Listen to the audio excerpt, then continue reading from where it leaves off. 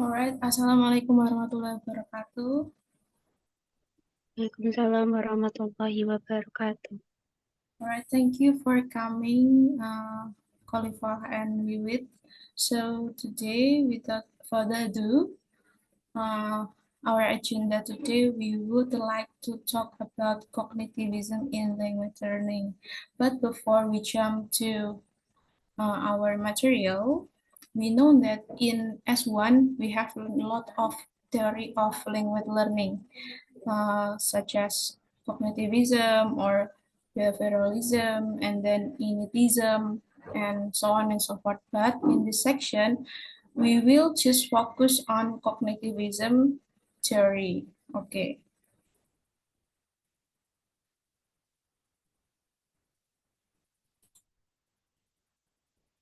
And then here's the overview of our presentation today. We would like to talk what is cognitivism. We will find the key idea of this theory. We will find the main principle of this theory, and then we will know what are the role of the teacher and students in learning based on this theory, and then how cognitivism influence language learning, and how to apply cognitivism in ELT, and also we will find the strength and weakness of this theory. And in the last part of this section, I will do the simple quiz for us. So please be prepared. Okay, and then what is cognitivism? Can anyone uh, share your opinion about cognitivism? Maybe Nuzul or Khalifa? What do you think about cognitivism?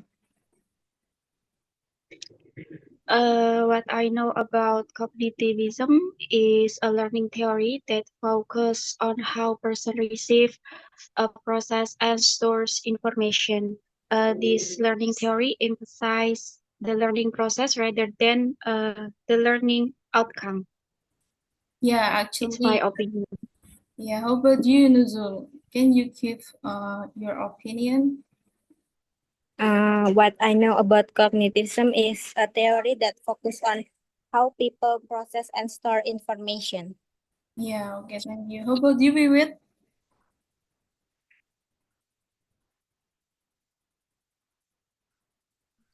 As far as I know about this story is about how people can understand about language and getting new information about the learning process.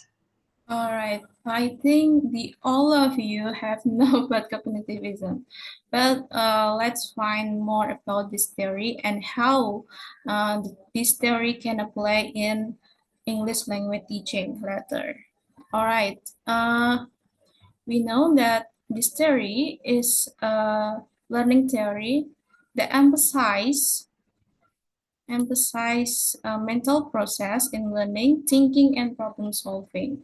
So please keep in mind when we talk about cognitivism, so it relates on mental process. And by history, this theory began in 1950s as a reaction to behaviorism. We know that behavioralism is just concerned with the reaction to stimuli, so that cognitivists believe that behaviorism theory ignores the importance of thinking in learning, and they emphasize that learning is an active mental process. And then this theory explains how the human mind acquires knowledge by receiving, organizing, storing, and retrieving information, so that this mental process allow us to represent knowledge, solve problem, and make decision. And here I show you the key figures of this theory. There are the three key figures: Brunner, Ausubel, and Piaget. And then we know Jean Piaget here is the famous one. Uh, And then from Brunner, we know that learning is an active process where learners build knowledge based on their experience.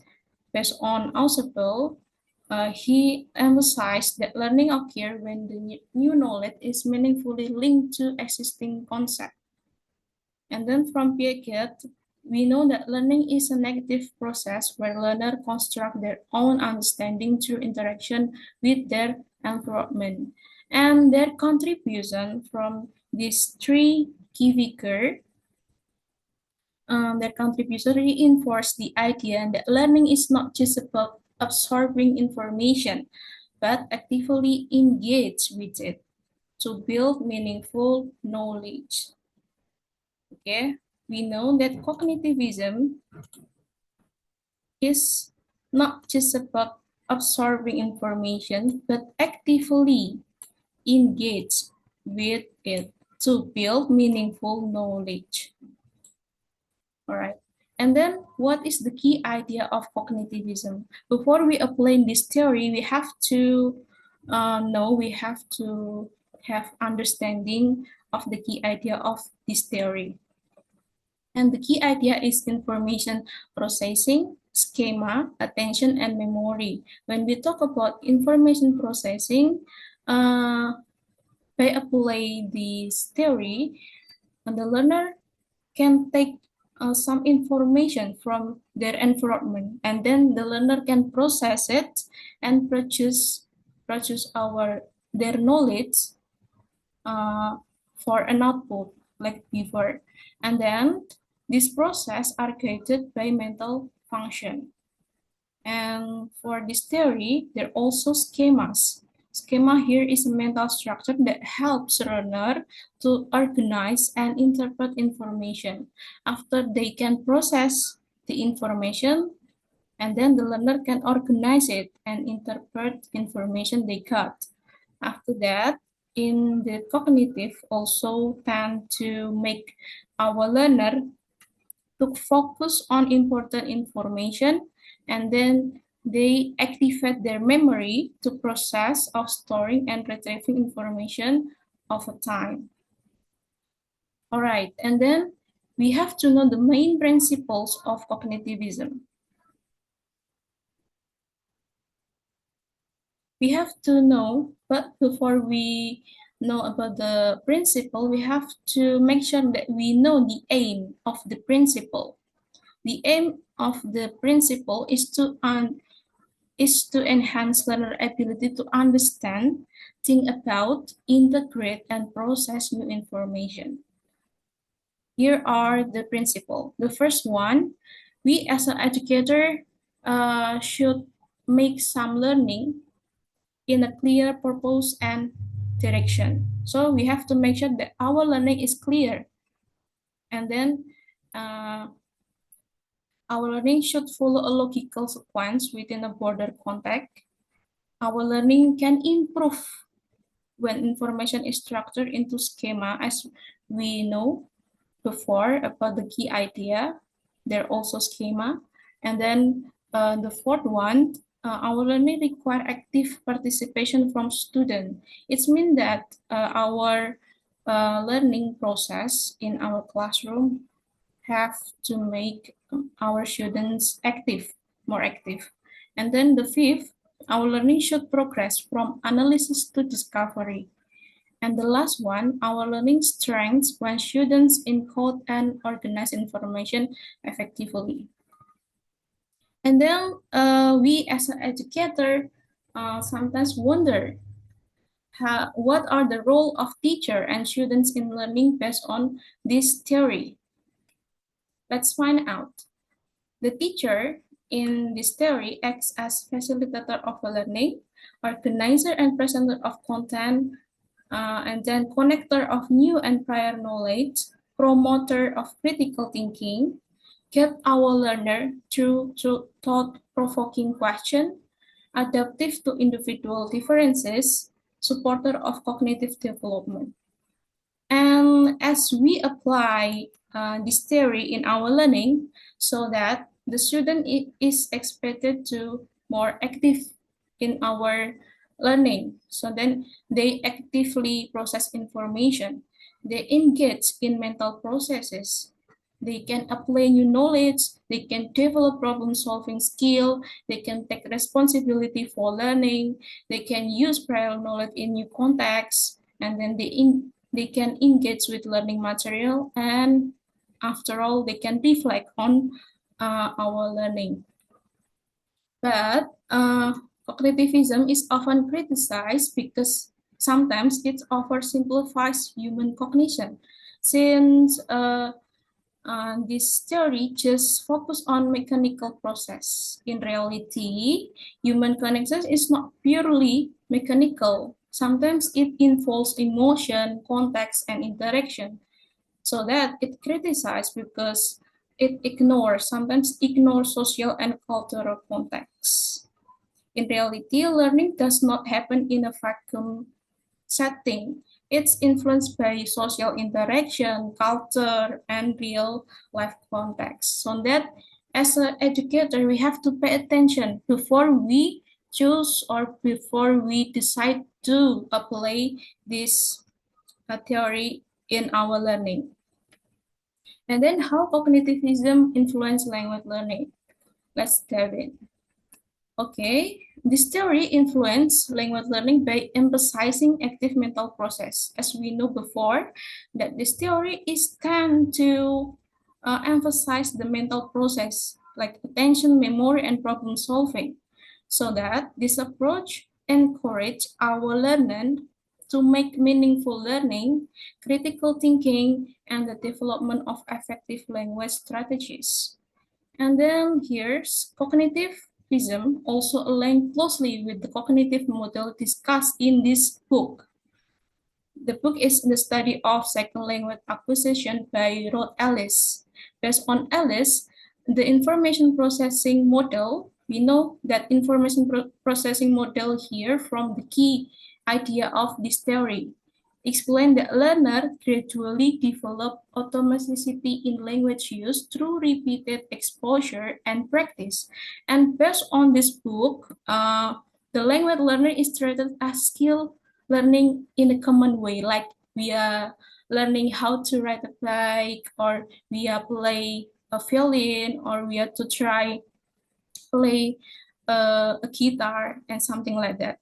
And then it involves gradual improvement when we teach our students to the new language, so that it involves gradual improvement through practice and experience rather than memorizing. And then error in language learning is a natural part of learning.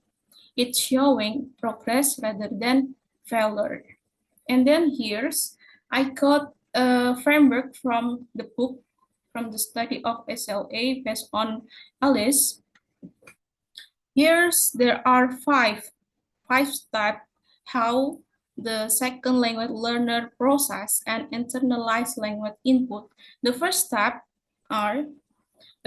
is learner are exposed to language input, whether by spoken or written way. Like we lead our student or our learner to read, or our students to hear the new language. After that, they can process the input by notice.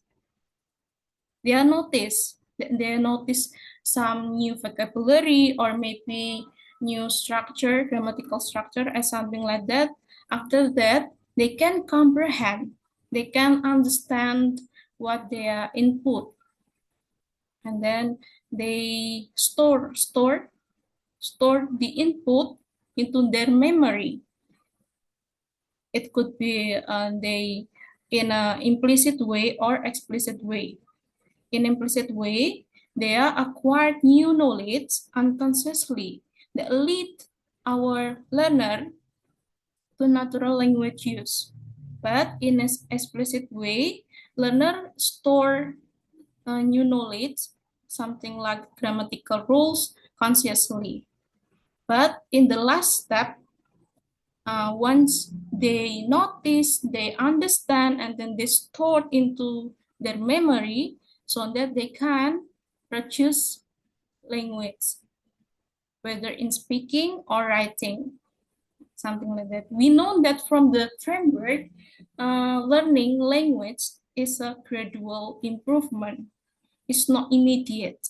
We have to make some input, and then we have to make sure that our learner is understand or not, and then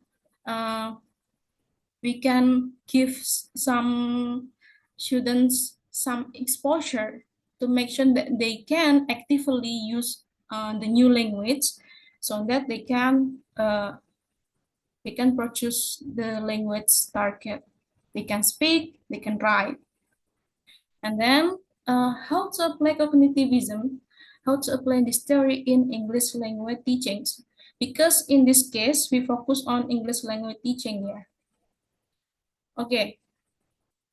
Please keep in mind that this theory is focused on mental process like attention, memory, and problem solving. And here are the cognitivist strategies in ELT. We have to make sure that our learning is facilitate our students or our learner to activate prior knowledge, promote active learning, use cognitive strategies, and provide feedback, and also our learning is meaningful.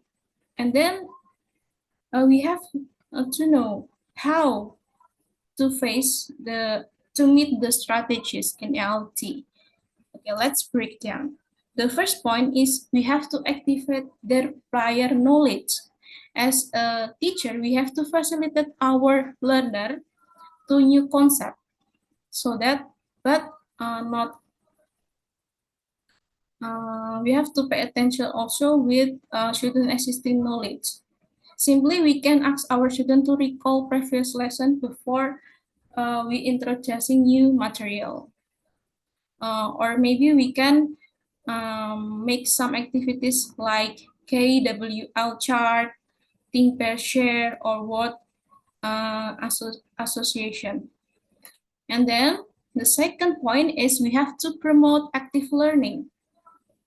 We have to make sure that our learner, our students, engage with our learning. How? And then how? We can use discussion or problem-solving tasks, and then we can make some activities like group work, role-playing, or interactive exercise. And in this era, we can use multimedia resources, like we can use videos from YouTube or maybe TikTok, something like that, to stimulate our students so that they can active during learning. And then the third point is we have to make sure that our learning is use cognitive strategies. We, as a teacher, have teach students how to organize, summarize, and visualize information, so that they can use their metacognition. And our students can reflect on their learning process. And then how to meet the strategy. We can use chunking techniques. For example, we can make some activities like mind maps or graphic organizer, or maybe I think we know that summarization exercise is the most popular way to use cognitive strategies in learning. And then we also can use think aloud strategy. Okay, and then the fourth point is, as a teacher, we have to provide feedback for our students so that they can make some improvement. We can use self-assessment or peer assessment. And then we can also use scaffolding technique.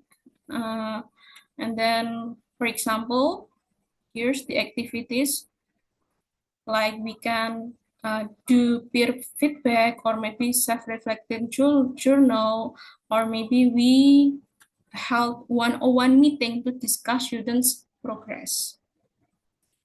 And then the last one, we have to make sure that our learning is meaningful for our students. And then how to make our learning is meaningful?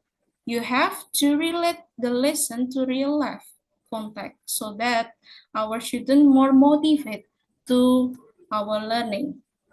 We can use problem-based learning to show the practical application of English, like, for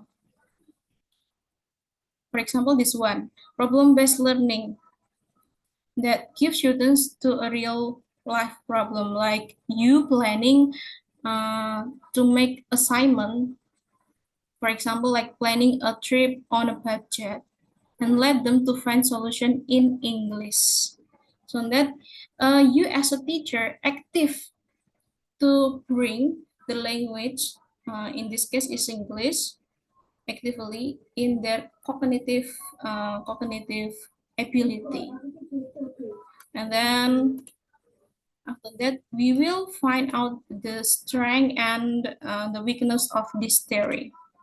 We know that the strength of this theory, it could enhance learner understanding because it focuses on thinking, not just memorizing. And then it can promote active learning because it encourages our learner exploration and reflection.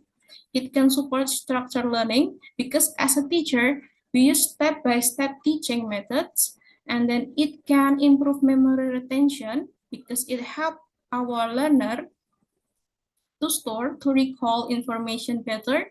And the last one, it can develop learner automatically because it encourages our learner self-regulated learning. And then, but beside the strength, there are also some weakness of this theory. Like sometimes this theory ignore emotion and social factor because sometimes the student lose focus on motivation and interaction. So that as a teacher, we have to make sure that when we want to apply our theory, we have to make sure that uh, our learning is linked with the real word use, so that it could emphasize on communication and our students more focused on our learning, and then they will be more motivated in our learning. And then sometimes this theory also time consuming due to the deep learning requires more time and effort. And the last one, the theory sometimes is not for all learners because some students may struggle with abstract thinking. All right, I have some quiz on cognitivism theory. Okay, let's do together. Okay, for recall our discussion today, I will invite Wiwit to answer the first quiz. Okay, which of the following best represent the main idea of cognitism? I think the cognitism is I just B. Language learning involves active mental process and information processing. Yes, great. Thank you, Wiwit. Next, which cognitive process is most emphasized in cognitivism? Putri, can you do the second quiz? Okay. I guess it is A. Habit formation. When we Yeah. talk about the habit formation, so that it linked to behavioralism theory. It's not cognitivism theory. Maybe, Khalifa, can you help Nuzul to answer this one? Uh,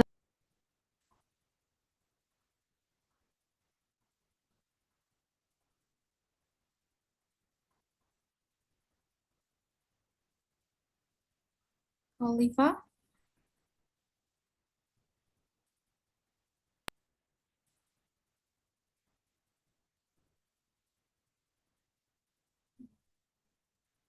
Hello, Khalifa. Can you answer this one?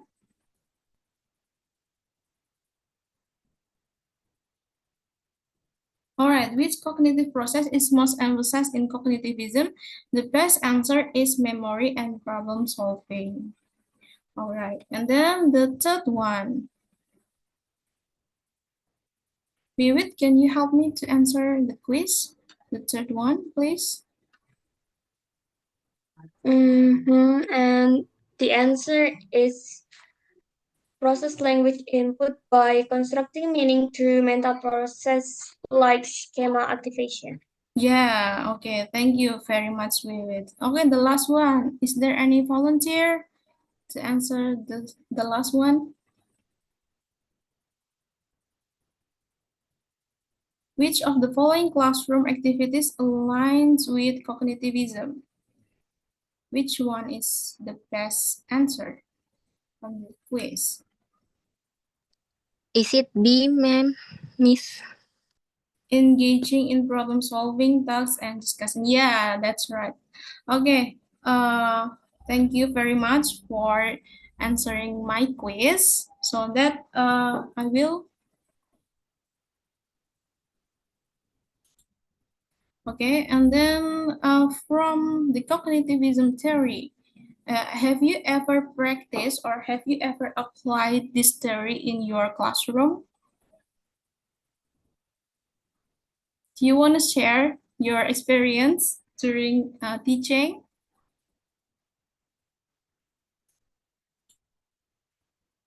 Maybe we would want to share your experience using cognitivism theory.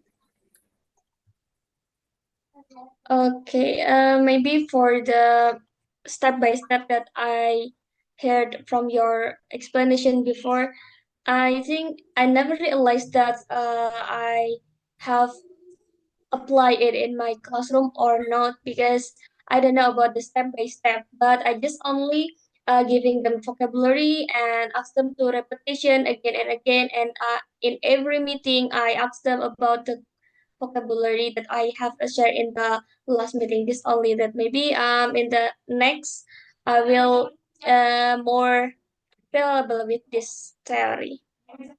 Okay, okay. So far you use behaviorism theory then. All right. It's kind of board theory, right? Yeah, maybe just only some of the meeting that I give it that in then another meeting I play some of games to giving the recalling about the material or vocabulary that I give it. But I think the main goals the goals just only for the remembering. But I don't know how to method that I will give to them again. Okay, remembering in order to get the best result in school, right? Yeah, okay. How about you, Nuzul? Have you ever applied this theory in your language teaching in your classroom?